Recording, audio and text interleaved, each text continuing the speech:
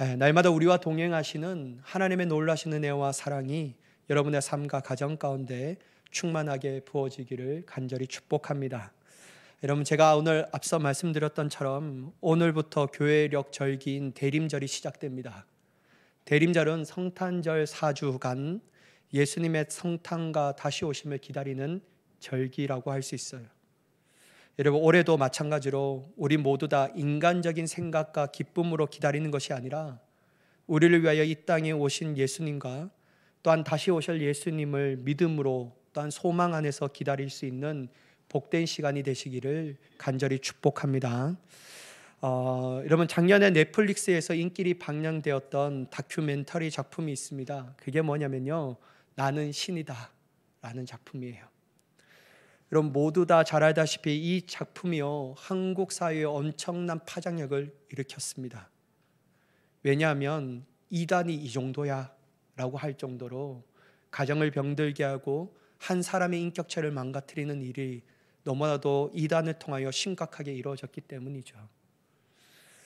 여러분, 이 심각성을 취재하니까 교회를 다니지 아니하는 이 작품을 본 넌크리스천들도 상당히 충격을 많이 받았다라고 합니다. 여러분, 한국기독교 목회자협의회 한국기독교 분석 리포트 2023년 분석에 따르면요, 국내 이단 신도들의 숫자가 최소 34만 명에서 최대 66만 명까지 이른다고 합니다. 여러분, 적은 숫자가 아니에요. 엄청난 숫자가 이단에 빠져 있고 사이비에 빠져 있다고 해요. 그렇게 보면 더 이상 이단과 사이비의 문제가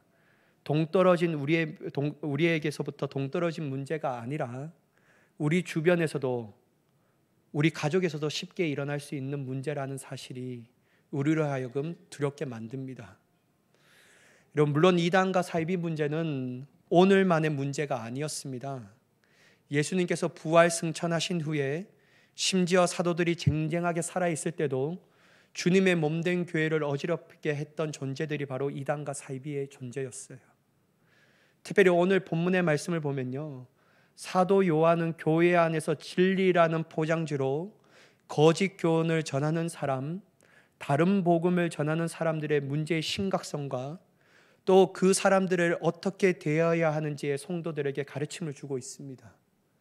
왜냐하면요, 그 당시에도 교회를 너무나도 어렵게 만들었던 이 존재가 이단과 사이비였다라는 거예요. 그래서 오늘 본문의 말씀을 쫙 보면요, 사도 요한이 의도적으로 진리, 계명, 교훈이라는 단어를 반복적으로 사용하고 있음을 볼 수 있어요.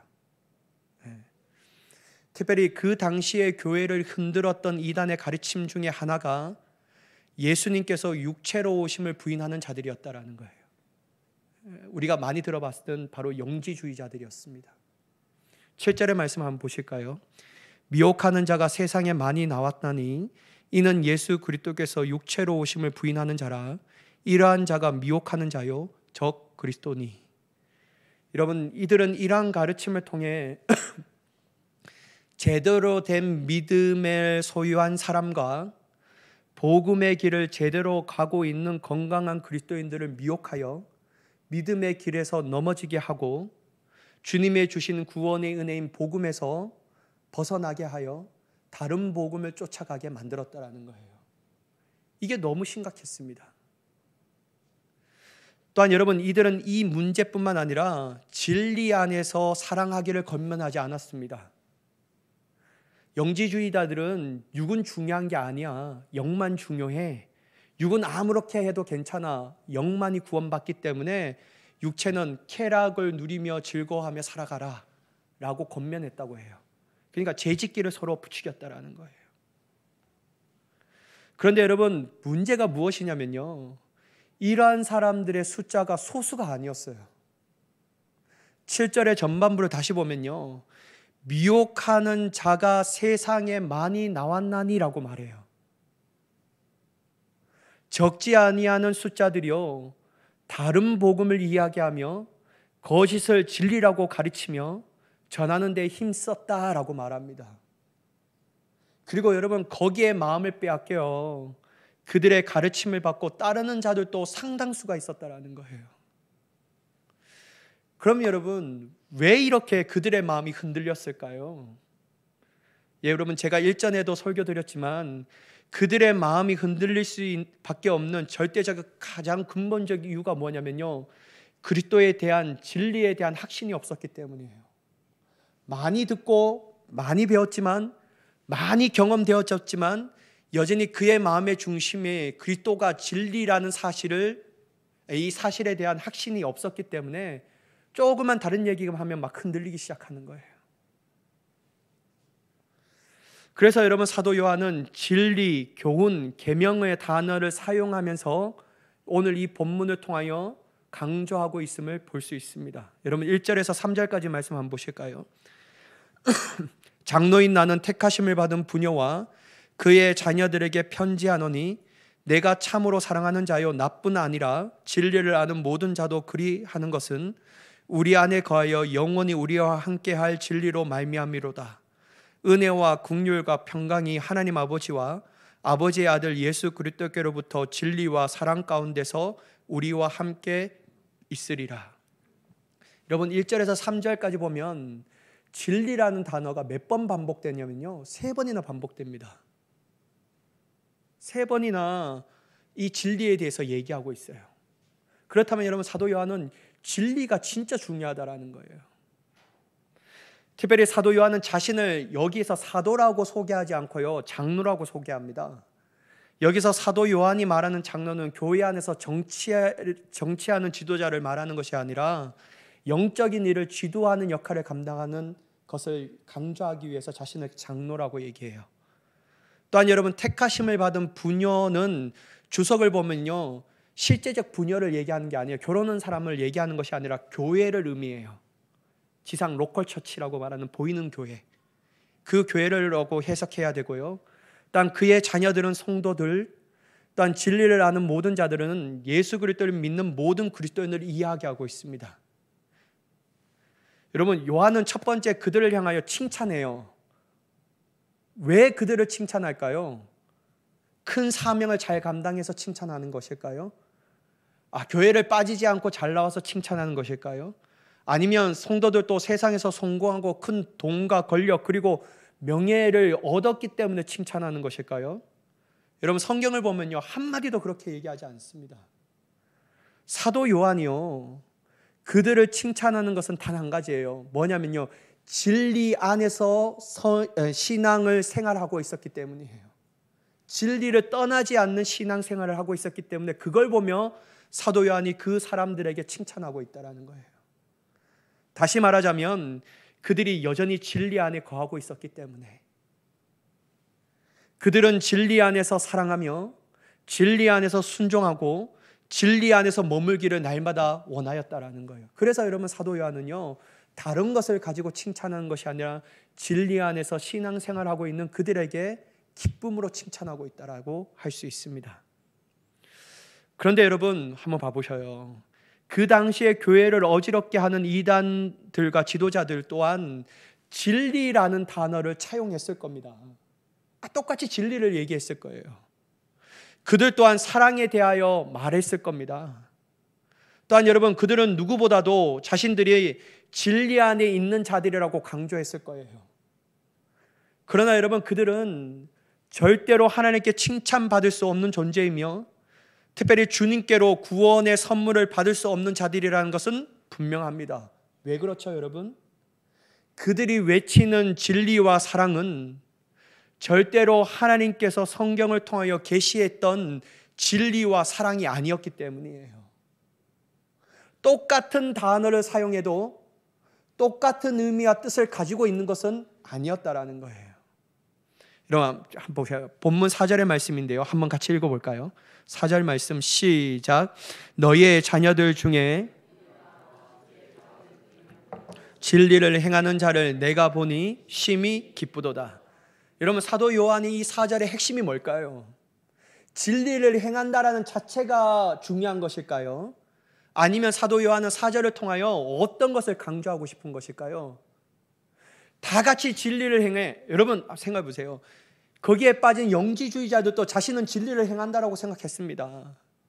그들을 따라가는 추종자들도 우리는 진리를 행하는 사람들이라고 얘기했을 거예요.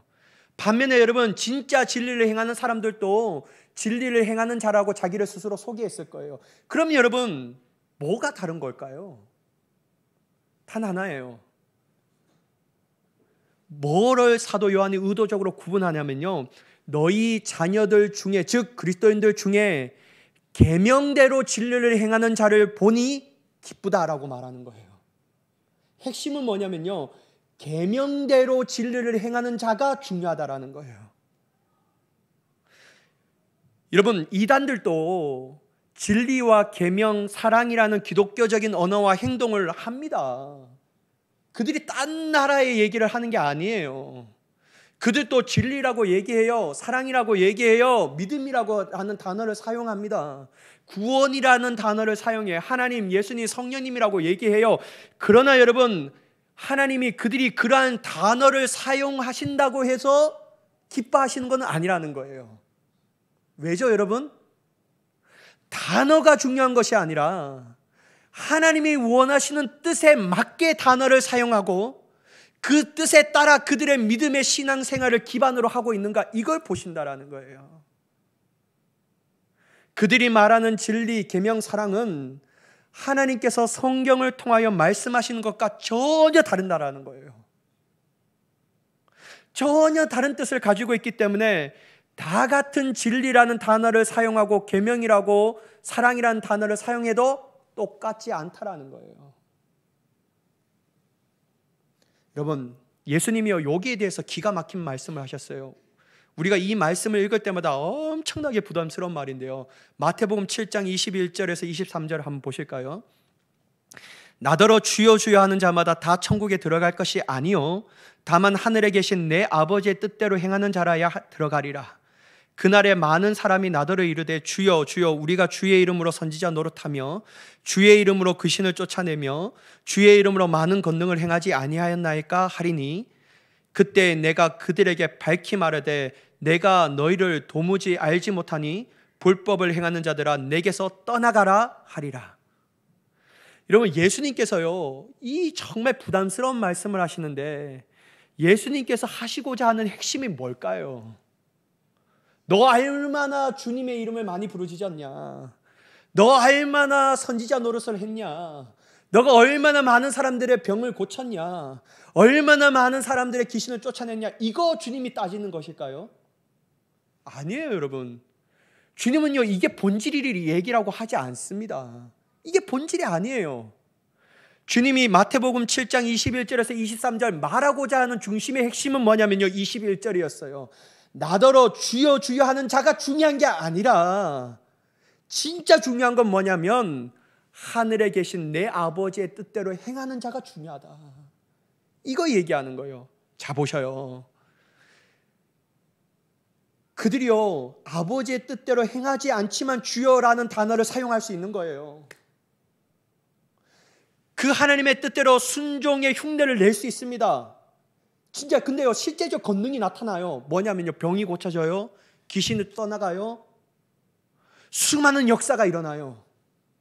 근데요, 주님은요, 똑같이 하더라도 다르다라고 말해요. 뭐가 이쪽에는 결핍되어 있습니까? 아버지의 뜻대로 행하는 모습이 아니었다라는 거예요. 사랑하는 여러분, 사도 바울은요, 요 말씀을 디모데 전서 후반부에 뭐라고 얘기하냐면요, 제가 금요 심야에도 말씀드렸는데 경건을 이용하여 자기의 주머니를 채우는 자들이 있다라는 거예요. 너 그거 담지 말아라는 거예요. 이들은요, 종교 장사꾼이었지 실제적으로 선지자가 아니었다라는 거예요. 그들은 하나님의 이름을 빙자하여 자기의 높임을 받으려고 했지 아버지의 뜻대로 행하는 자의 모습은 나타나지 않았다라는 겁니다. 수많은 권능이 일어남에도 불구하고 말이에요. 사랑하는 여러분, 제가 말씀드리고 핵심은 뭐냐면요, 종교적인 언어를 사용한다고 해서 진리 안에 머문다라고 얘기할 수 없다라는 겁니다. 그게 여러분 핵심이에요. 핵심. 여러분, 오직 하늘에 계신 내 아버지의 뜻대로 행하는 자가 진리 안에 있는 자라고 얘기하는 거예요. 그것이 하나님께서 원하시고 바라시고 기뻐하신 뜻이라고 할 수 있습니다. 아무리 병 고치는 권능이 안 나타나도 괜찮아요. 여러분, 귀신이 안 떠나도 괜찮아요. 근데 내 중심의 신앙의 본질의 핵심이요, 아버지의 뜻대로 행하는 자의 모습으로 살아간다면 주님은 병 고치고 귀신 쫓아내는 자보다 훨씬 더 귀하게 여기신다라는 거예요. 왜냐하면 이게 본질이니까. 이게 가장 중요한 핵심이니까. 여러분 잘 보셔요. 사도행전에도 이와 같은 사건이 또 일어나요. 뭐냐면요, 하나님께서 우리에게 이러한 뜻을 분명하게 말씀인데, 사도행전 19장 14절 15절 여러분 우리 같이 한번 읽어볼까요? 시작. 유대의 한 제사장 스게와의 7 아들도 이 일을 행하더니 악기가 대답하여 이르되 내가 예수도 알고 바울도 알거니와 너희는 누구냐 하며. 여러분, 우리가 너무 잘 아는 사건 아닙니까? 사도 바울이요, 능력이 넘쳐나니까요, 손수건만 대도 병이 나아져요. 아치마만 휘둘러도요, 사람들의 이 귀신이 쫓아나요, 가지는 거예요. 요거를 다 보니까요, 스게야의 7 아들이요, 야 저거다 저거, 내가 따라하면 분명히 내가 될 거야. 그래 눈여겨보면서요, 사도 바울이 없는 그 시기에 자기가 그거를 쫙 흉내를 내는 거예요. 막 손수건 다 하고 막 예수 주의 이름 부르짖고 막 해요. 근데 여러분, 악기가 떠났을까요? 안 떠났을까요? 안 떠나요. 그리고 도리어 창피를 당해요. 뭐라고 하냐면, 야 내가 예수도 아는데, 내가 심지어 사도 바울도 아는데 넌 누군데? 이렇게 묻는 거예요. 얼마나 창피한 겁니까 여러분.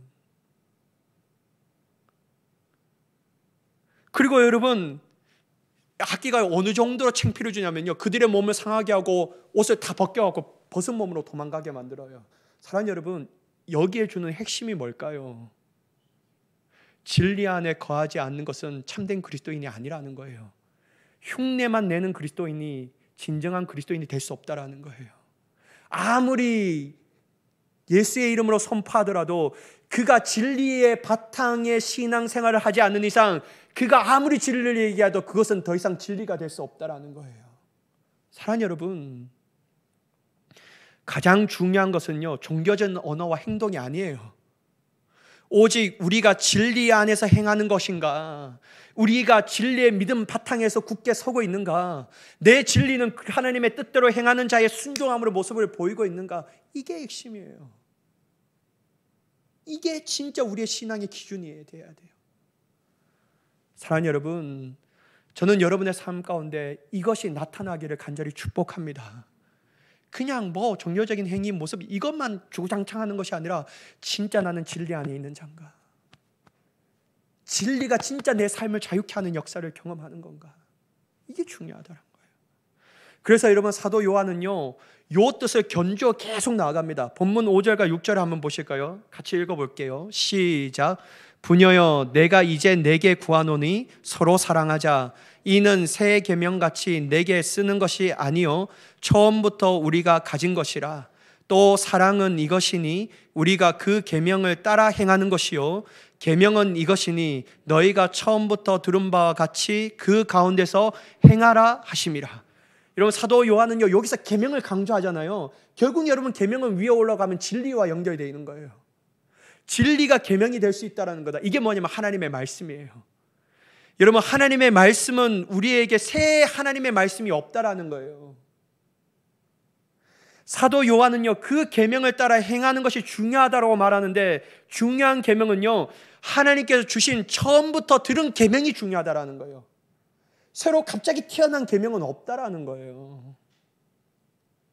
그 계명이 중심으로 가서 사랑할 수 있고, 그 계명 가운데 순종함을 통해 하나님의 뜻을 행하는 것이 중요하지, 딱 새로운 계명을 받아서 새로운 사랑을 행하자, 이거는 있을 수가 없다라는 것을 얘기합니다. 여러분, 제가 이 말씀을 드리고 싶은 게 뭐냐면요, 사람들은요, 새 것을 좋아해요. 아니라는 표정을 짓지 마시고요. 새 거 안 좋아하셔요? 저는요, 새 거 진짜 좋아하거든요. 여러분, 중고차 사실래요? 새 차 사실래요? 대답해 보세요. 여러분 다 새 차 사고 싶어 하죠. 누가 중고차 사고 싶어 합니까?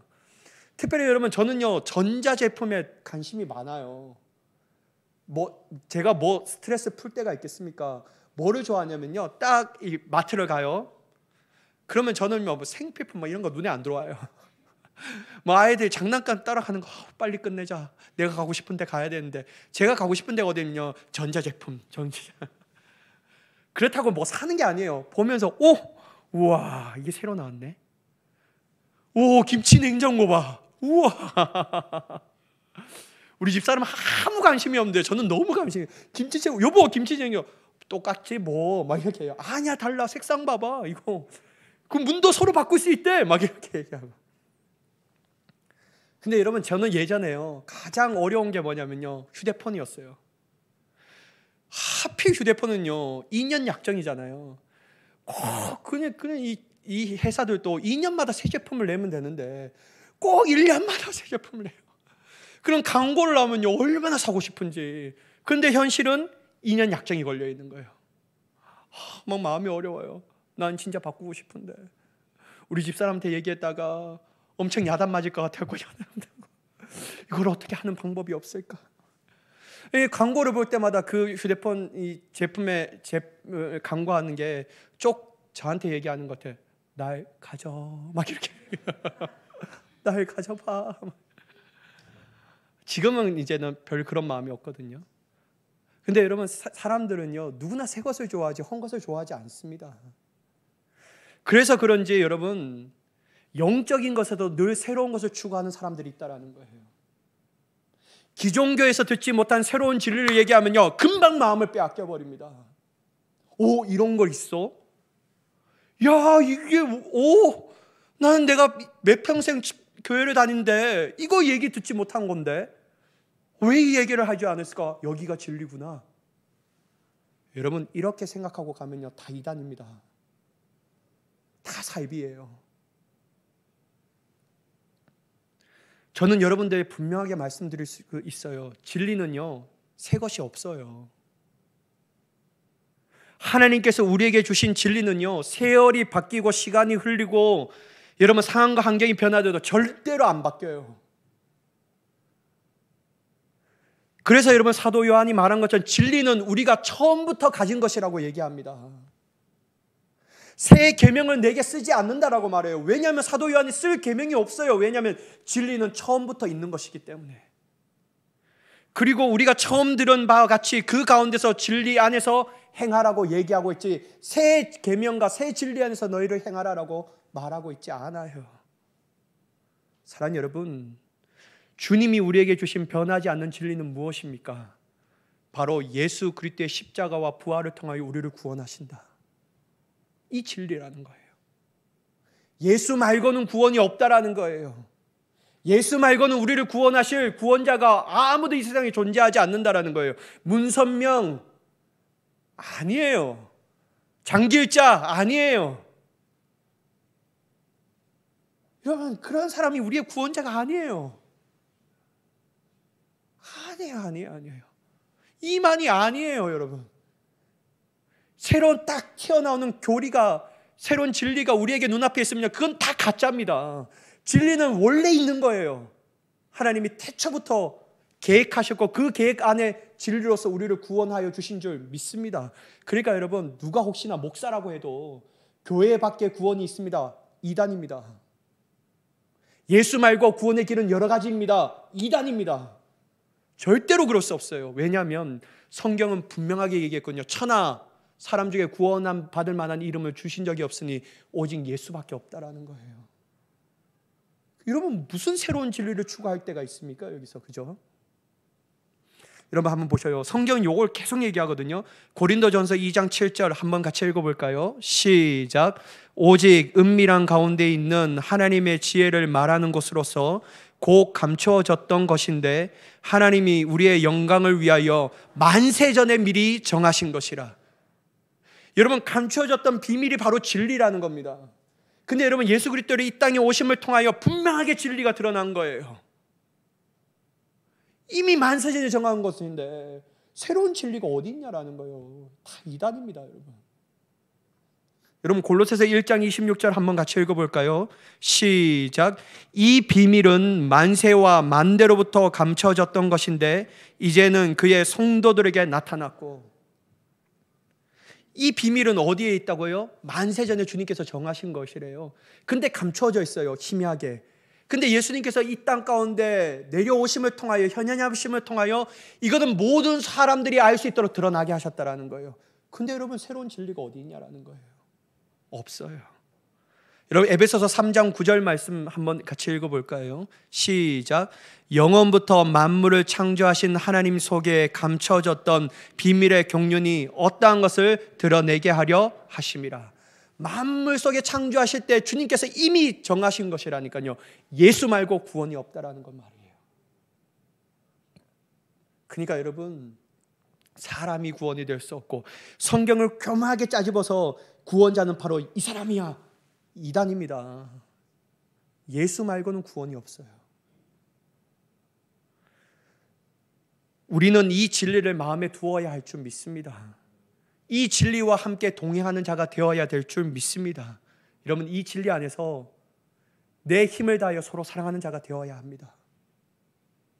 만약 여러분들 주위에 이 교훈으로부터 멀어지게 하는 사람이 있다면요, 그 사람과 영적 교제를 단절해야 합니다. 여러분의 영혼을 빼앗은 도둑질하는 강도와 같은 사람들이에요. 여러분, 혹시나 이 진리로부터 벗어나게 하는 여러분의 특정한 물건과 특정한 것이 있습니까? 그러면 여러분, 더 이상 그들에게 그것에 눈길을 주지 말아야 합니다. 왜냐하면 그것으로 인하여 여러분들은 진리로부터 벗어나게 되기 때문에. 결국 여러분, 우리가 이 교훈으로부터 벗어나고 진리로부터 벗어난다면요, 가장 최후에 우리가 받아야 할 것이 있는데, 그게 뭐냐면 하나님의 온전한 상을 잃어버린다라는 거예요. 여러분, 8절에 한번 보실까요? 너희는 스스로 삼가 우리가 일한 것을 잃지 말고 오직 온전한 상을 받으라. 사랑하는 여러분, 진리로부터 벗어나는 것은 단순히 진리로부터 벗어나는 게 아니에요. 하나님의 주신 온전한 상을 잃어버리는 겁니다. 구원으로부터 멀어지게 되는 거예요. 여러분, 그러므로 우리는 이러한 사람들과 쳐다보지도 말고 영적인 교제도 나누지 말아야 합니다. 물론 여러분, 사회적으로는 교류할 수 있어요. 다른 사회적 여러 가지 경제적인 활동을 서로 할 수 있다는 거예요. 그러나 여러분, 영적인 것에는 전혀 나누지 말아야 합니다. 그러면서 사도 요한이 다음과 같이 엄격하게 이 사람들을 대하라라고 말하는데, 본문 10절과 11절 말씀인데요, 누구든지 이 교훈을 가지지 않고 너희에게 나아가거든 그를 어디에 들이지 말라고요? 집에 들이지 말라는 거예요. 그리고 인사도 하지 말라. 그에게 인사하는 자는 그 악한 일에 참여하는 자임이라. 여러분, 우리 집에 요즘에는 아파트가 엄청나게 이 출입 시스템이 엄격하잖아요. 그래서 옛날 같지 않지만 띵동, 어디서 왔습니까? 여호와의 증인입니까? 어머, 여호와의 증인이래. 하나님을 증언하는 사람이네 하면서 집안에 들리면 절단 나는 거예요. 여러분, 교회 저 밖에 나가니까 성경을 기가 막히게 풀이해주고 가르치는 진짜 제대로 된 목회자가 있는데 한번 가서 같이 배우자. 따라가야 되겠습니까? 안 가야 되겠습니까? 가시려고 마음을 먹은 것 같은데. 왜요, 여러분? 안 됩니다. 진리의 말씀은 주님이 세운 몸된 교회 안에서 듣고 배우고 자라나야 합니다. 그게 가장 중요한 핵심이에요. 아예 인사도 하지 말라는 거예요. 여러분, 인사하지 말라는 대가 사람으로 대하지 말라는 그게 아니에요. 영적인 교류를 나누지 말라는 거예요. 특별히 여러분, 그들과 인사하는 자체도, 인사하는 것이 단순한 행동이 아니라 그들의 일에 도모하는 자라고 얘기합니다. 사랑하는 여러분, 우리는 오직 진리 안에서 사랑하며 오직 하나님께서 주신 진리만을 우리 마음가운데 새겨야 할 줄 믿습니다. 그러면 하나님께서 우리를 보시며 기뻐하시고 또한 우리 또한 그 진리를 통하여 말할 수 없는 기쁨을 누리게 되는 줄 믿습니다. 저는 여러분, 마지막에 이 성경 구절을 나누며 설교를 마치기를 원하는데요, 디모데전서 2장 4절의 말씀입니다. 같이 읽어볼까요? 시작. 하나님은 모든 사람이 구원을 받으며 진리를 아는 데 이르기를 원하시느니라. 여러분, 하나님은요, 날마다 우리의 삶 가운데 진리 알기를 원하십니다. 여러분, 일주일에 한 삶 가운데도 진리를 알기를 원하는 열망하는 마음으로 주님의 채우시는 기쁨을 맛보며 나아갈 수 있는 저와 여러분이 되기를 예수님의 이름으로 간절히 축원합니다. 기도하겠습니다. 사랑의 하나님, 진리가 우리 마음 가운데 굳게 서게 하여 주시옵소서.